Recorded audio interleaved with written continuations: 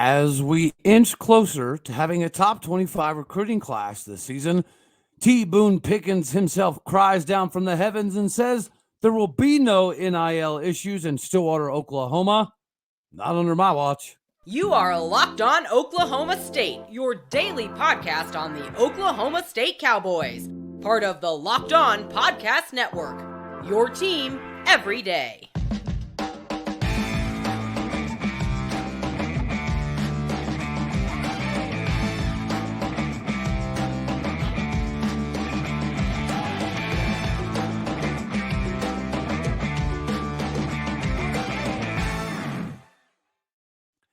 Howdy, y'all, and hello, all. Welcome back to Locked On Oklahoma State, your daily stop for all things cowboy and cowgirl related.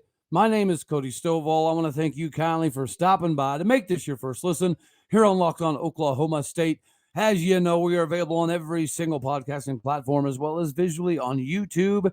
And you can find me personally on Twitter at AllDayOState. So, you've heard the news most likely that T. Boone Pickens donated another $120 million to Oklahoma State.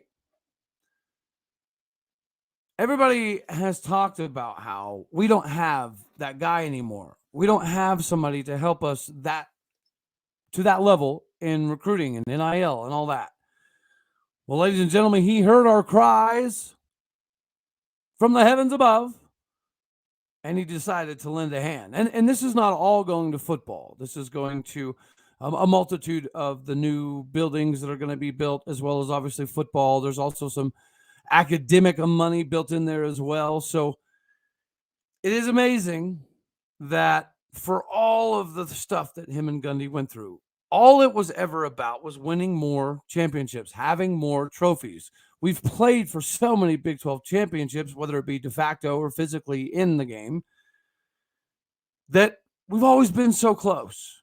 And now I feel like this is his family's way of saying, we see how close you are. We're going to help you get there.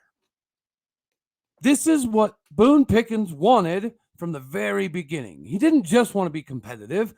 He wanted to be able to win the Big 12 title on a consistent basis. You've heard Gundy say once every 3 years is an expectation to some degree. I'm okay with that to some degree. I think now that you have, the new iteration of the Big 12 coming in after this season, that is a market that we should be able to not necessarily control, but be at the forefront of. When you think of the new Big 12, you should think of Oklahoma State. You should think of Kansas State. You should even think of TCU. That's what you should think of. And if we don't hold our end of the bargain down, all of this conversation about recruiting and transfers and NIL, it'll mean nothing. This is a capitalization moment. This season, Oklahoma State will capitalize in this moment. Will we win the Big 12 title? I mean, let's face it. We typically find a way to screw the pooch to some degree, and I don't know that we're entirely ready for that this season. Are we good enough to play for the Big 12 title? Absolutely. Are we good enough to be in the top three for the entirety of the season? Absolutely. That should be the expectation. Anything less than a top four finish this season, in my opinion, will be disappointing. We can strive for more. And this 2024 recruiting class is, I think, going to be a direct reflection of the positivity that you see from this season. So you have some players that we can definitely get that are probably taking a little bit more wait and see approach. But as we'll get to in a little bit, Trey Griffiths didn't. Trey Griffiths went ahead and pulled the trigger. Trey Griffiths is going to be a good one in Stillwater. But Boone Pickens not only has his name on the stadium, not only holds an indelible mark on Oklahoma State University with the stadium, but to continue after you've passed to find ways to make sure that Oklahoma State is a beneficiary of more financial incentives. And I would imagine that part of this was based on what we were doing as an athletic department, what direction we were going, because I would imagine that their family members would not have been willing to kick this in if it wasn't for something, if they didn't see something on the horizon. And it's not just Boone Pickens' financial capabilities that are going to help us remain legitimate. I think this recruiting class is a direct reflection of what you're seeing in the locker room right now. The buy-in, again, is real. The understanding of where we are in the landscape of college football right now, it fits, right? It all makes sense. So thank you, Boone, for the dollar bills that you were about to bestow on us in Stillwater, Oklahoma. And again, when people say that we don't have some of the capabilities, you don't just have to point to Boone, right? You could also look at the fact that over the years, we have been on this ascension. This is not new. The only thing we have failed at, in my opinion, is winning titles. That's what Boone's money was always intended to do. I think that's what Boone's money this time is going to do. Getting Trey Griffiths was massive. I really honestly didn't see that coming, which is great. What else is great is FanDuel, and I do pity the fool who's not using FanDuel by now. Guys, you gotta go get her did. Go download the FanDuel app and get your hands on this no sweat first bet. Because right now, we're full swing baseball season, which I love it. We're doing baseball literally on an absolute daily basis. And yeah, sign me up. I love it. But right now, our no sweat first bet, we're going to give you $1,000 back in bonus bets if your first bet doesn't win. Just go to FanDuel.com/lockedon to join today. Again, it's $1,000 back in bonus bets if your first bet does not win. Go to FanDuel.com/lockedon. Join today. You know we're going to hammer the over. You know we're watching some of the Cowboys. I just saw the other day, Jackson Holiday. Yes, he wasn't a Cowboy, but he's from Stillwater. And everybody knows the family name. He was rated like a 99 overall in some game that my son's playing. And then you're seeing people like Christian Encarnacion chipping down the door of getting into the league. He's going to make it. So, again, go to FanDuel.com/lockedon and get yourself hooked up on this bonus bet action, ladies and gentlemen. All right, so now let's get to some of the recruiting stuff and why I say that we are going to have a top 25 recruiting class at the end of this season. And I'm not just talking about recruits or transfers. I'm talking about just the high school guys. I'm not talking about the transfers. And I've heard from a few different people that Trey Griffiths liked Oklahoma State, but it wasn't his first choice. And that very well may have been the case. But he made a trip to Stillwater, participated in the show, got to see what it's all about, and had a phenomenal visit, and we ended up gaining that commitment. Now, this is a high 3-star, 4-star type of guy, playing the wide receiver position. And we talked the other day about we don't really need to stress about Casey Dunn in that department. He's always been good about bringing guys in. He's always pretty good about development of the guys that he does, in fact, bring in. And then you're talking about checking boxes. When you're 6'4", 205 pounds, and you run the way that he does, it's impressive, right? There's a reason that we're competing with Utah and Texas Tech and Baylor, KU. Boston College kind of surprises me a little bit. But this is a massive get that a lot of people said for a long time wasn't going to come to Stillwater. So this, again, shows that in the landscape of recruiting today, you never know. You absolutely never know what kids are thinking and what they're looking for.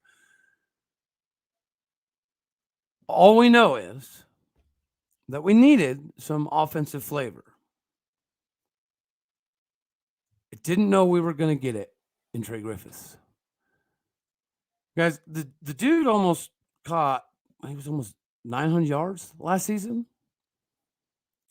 And he was all district, all 6A, all district 4. He's got offers all over the country.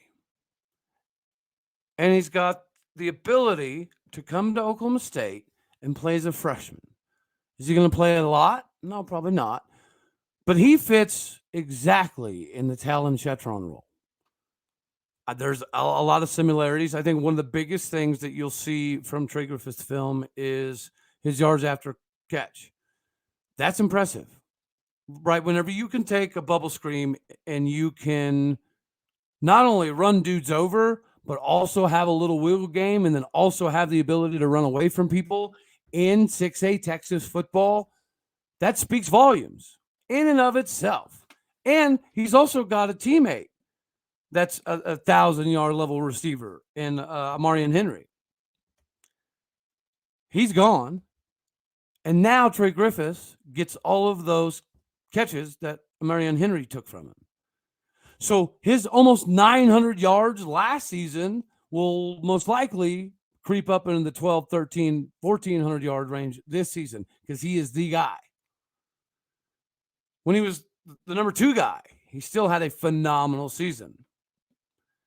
So now that we got Trey Griffiths on his way to Stillwater, Oklahoma to be a Cowboy, the next logical question is who could potentially be next in line? Because the relationships that we're building in the state of Texas right now cannot be understated. This is precisely what you wanted to see in this recruiting class, even if it wasn't about the number, even if it's not all about the stars, because again, the evaluation process is a little bit skewed now, and it's going to remain this way. Even if you put bumpers on the transfer stuff and NIL, all that, this is the new age of college football. Realignment is happening. Conferences will fall apart. The Pac-12 will be a glorified G5, if they're even a glorified G5. They might just be a G5, G5. Oregon State fans don't realize that. Stanford fans don't realize that. Wazoo fans don't realize that. It's amazing to me how people purposely decide to shove their head so far down in the sand that they don't know what's coming. I mean, they do know, right? They have to know. This whole concept of being a troll, I think the Pac-12 department has that down, while the Big 12 is always on the prowl. Brady Olmark says, we're open for business. And looks like business is going to be good. But how can we take that next step? Let's say this season we win 10 games. Very, very, very, very, very possible. Yeah, you can call me a homer. It's fine. Or you can go to FanDuel and you can hammer the over, and then you can thank me later. That's fine too, right? The optimistic view, pessimistic view. I don't really care what people take. I know what I see. And yeah, you could make the argument that you don't know how good we are because you don't know how good the guys going up against them are. That's fair. But what you can do is you look at the differentiation between this spring and last spring. Big difference. Huge. I mean, heck, Gundy just said the other day that the O-line is so far ahead that where they're at right now was where we were like 6 games into the season last year. Not just the 2 deep. We're talking talent. And we've got some youth pushing some of the older guys, which either means the older guys aren't everything they cracked up to be, or the younger guys are that good. And it is making the older guys do more. That will be reflective this season. I've said it 1,000 times. I'll say it again. Hammer the over. If somebody wants to bet you that we will not average 4.5 yards a carry, go ahead and make that bet. Let me know. I've got your back. And you know who else needs to have our back soon? I mean, guys, it's got to be Gunnar Wilson.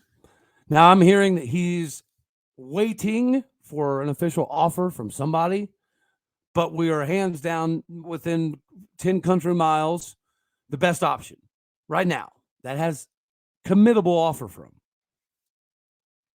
I think I know the team he's waiting on to give him an offer.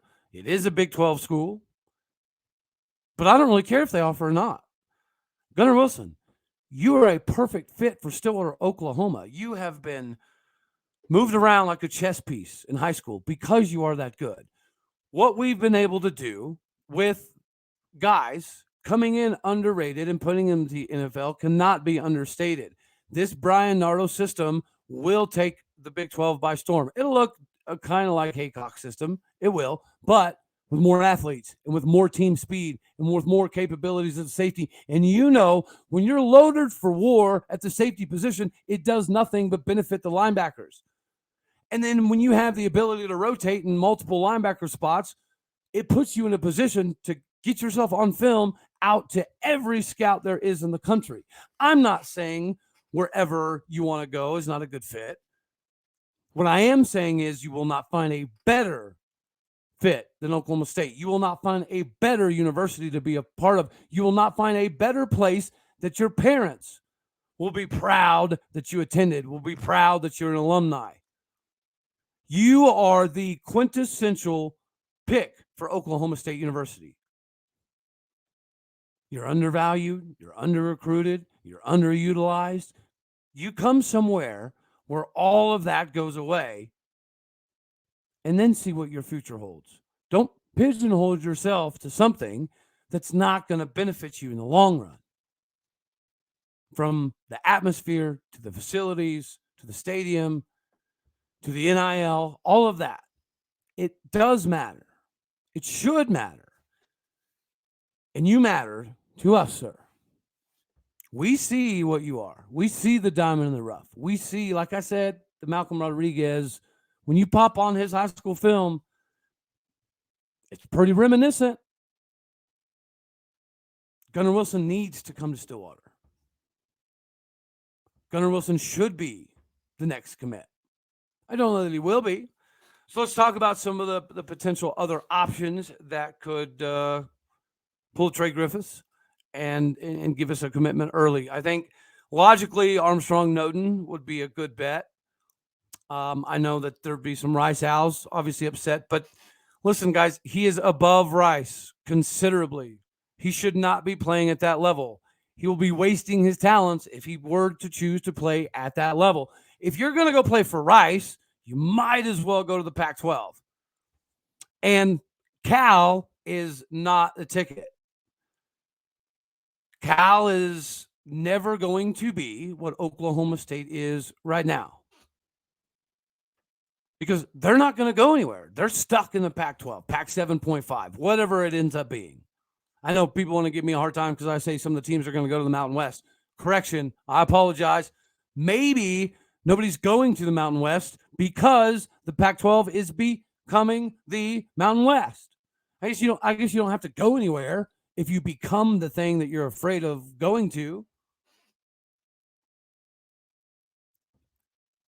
But if you know that you're going to operate your college days with a little bit of chip on your shoulder, then you got to know the best landing spot in America for you is going to be Oklahoma State. Talking to you, Gunnar Wilson. Talking to you, Armstrong Noden. Brian Huff. I don't think that I dove in enough. I'm guilty as well of assuming that he was going to take the C.J. Brown route and go to Arkansas. Why? I don't know. Why would somebody go to Arkansas when you come to Oklahoma State? I couldn't tell you. The facilities aren't better. The crowds aren't better. The resources, they're not better.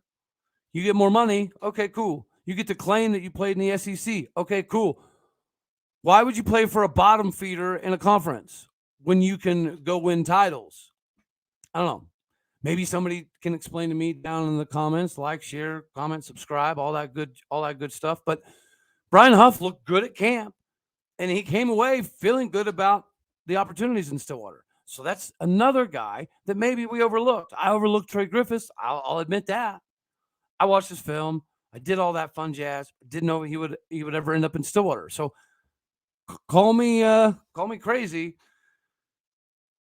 but I do anticipate that Brian Huff legitimately takes some thought and consideration into possibly coming to Stillwater. I like Birds and Kaiser. I would like to keep that Edmond Santa Fe pipeline going. And at 6'4", 220, it's not like the cupboard's bare. He's a good track and field athlete. That typically translates pretty well. But right now, it's service academies that are all over the guy. Maybe that's by choice. Army, Navy, Air Force, they're all over. Hopefully, he doesn't go that route. I would like to see him come to Stillwater. I would like to see him develop into that Brock Martin style of role that I could potentially see in him right now. Legend Journey. is probably a good bet. Legend Journey is probably somebody that we could utilize pretty quickly on, right? When you're, I get 6'2", 250, 260 range. Size-wise isn't ideal. Doesn't matter because the defense that we run in Stillwater, Oklahoma is designed to mask some things, to open some limitations up, and also mask some of the limitations that you have predicated upon speed. You've got that. Body by Glass is a legendary system for a reason. So Legend Journey, you should be the next commit. Come on, man. Jonathan Gumidu, I've been all over this guy. He really likes SMU. That I don't exactly get. Maybe the move to the Pac-12 could be weighing on him there. But he already turned down Mizzou. He already turned down Memphis. So again, the utilization of your position, it's not essential. It's absolutely a necessity.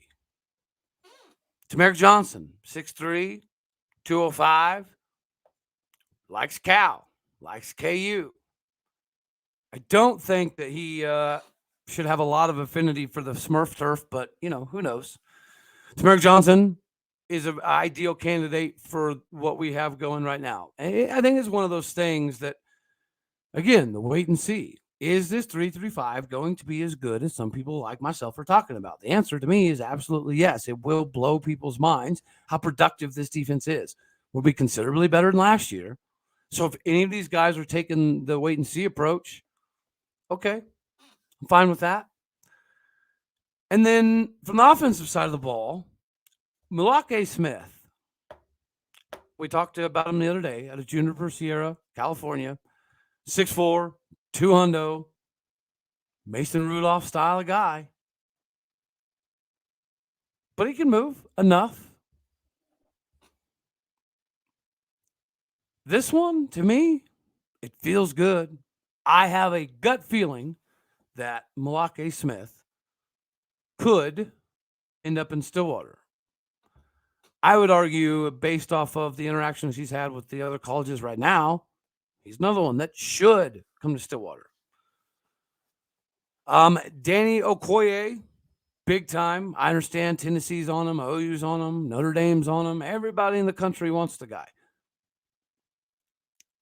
He'll be a later commit, in my opinion, but we're not out on him either. So if you said, Cody, bet money right here, right now, who you got as the next commit?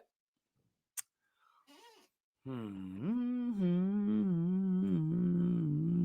going to say Armstrong Noden because we know Gunnar Wilson is going to commit in a few days. So that almost feels like cheating. Because as it sits right now, I say we get Gunnar Wilson. I say that, again, he comes to Oklahoma State, he flourishes, has a phenomenal career. I understand he's waiting on something. If he gets it, great. But even if he does get what he's waiting for, Oklahoma State probably still the best option. So, yeah, if I were to bet, I'd probably say Armstrong Noden, followed by Gunnar Wilson, followed by either Jonathan Gumidu or Tamarick Johnson. I think Malachi Smith is going to try to pump some numbers before he commits. I don't blame him. I get it. He's a good fit, though. He's a good fit for what we're doing. We don't need Mr. Mobility anymore. It's an asset. If you have it, great. But if this new offense, quote-unquote new offense, is successful, then we know precisely what we need. You don't have to have another Spencer Sanders.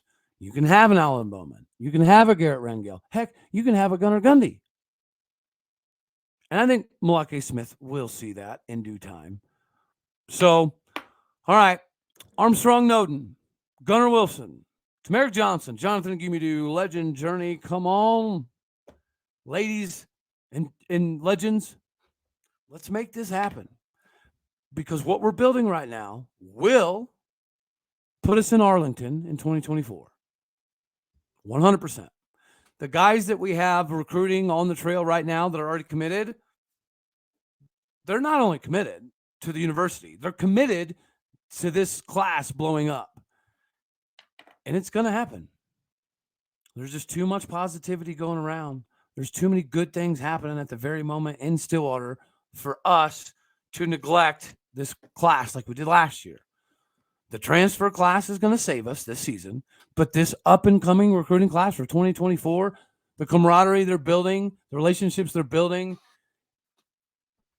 you don't see it all the time, right? Some of these recruits, when they commit, they build steam and they get people more involved. You do see it all the time. You don't see it all that often in Stillwater. It's pretty rare. Let's face it. It's pretty rare when guys commit that are able to bring other big-time guys with them and convince them to come to Stillwater. It's not been happening very often, but it is right now. So again, you have to ask yourself, what is going on in the locker room right now to have everybody this bought in? What is going on in the coaching staff meetings right now to have everybody this bought in? What is happening on the recruiting trail right now to have all these recruits buying in? Even if we don't land them, we're on a lot of top 3s, top 5s, top 8s. It's a consolation prize. I get it. We're not Texas A&M. We don't want consolation prizes, all right? But I'm definitely seeing this 2024 class shaping up to be the best we've had in some years, for sure. All right, y'all. That's all we're going to have for this one. As always, I love you all. God bless. Go Pokes. And until next time, thank you for tuning in to make this your first listen here on Locked On Oklahoma State. All right, y'all. Later.